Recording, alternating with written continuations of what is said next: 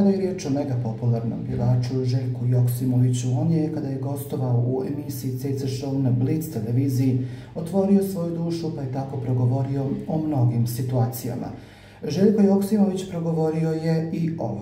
U početku je zaista bilo teško, bez obzira na to što se vodiš onim baš te briga što narod misli. Ali to je lakše reći nego zaista tako i živjeti. Narodu se ne može ugoditi, ja sam prosto takav kakav jesam, govorio je on. Svaka laž me provocira. Kako god da se postaviš ili misliš da to na tebe ne utiče, organizam zaista jako mnogo pamti.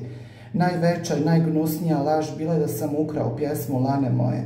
Tada je moja majka od stresa dobila herpes po cijelom tijelu, govorio je on u emisiji Ceca Show kada je gostovao. Pojavljivale su se informacije koje ti se unerede u život. To sam prolazio u periodu kada je Mina išla u školu. Moje dijete je sve to čitalo. Umjesto da bezbrižno odrasta, ona se suočavala sa stvarima koje nijedno dijete ne bi smjelo da doživljava, govorio je Željko Joksimović u emisiji Ceca Show na Blic televiziji.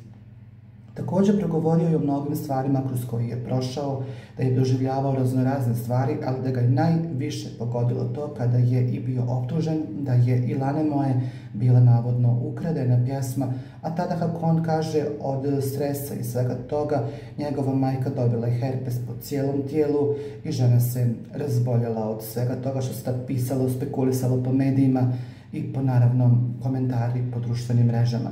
Željko Joksimović otvorio je svoju dušu u emisiji Ceca Show, pa tako je otkrio neke i nepoznate stvari koje možda do sada neko nije znao o njemu, a te stvari su zaista rastužile mnoge, a takvi su bili komentari u društvenim mrežama kada su mnogi zaista pružili mu nevjerovatnu podršku i bili tu uz njega.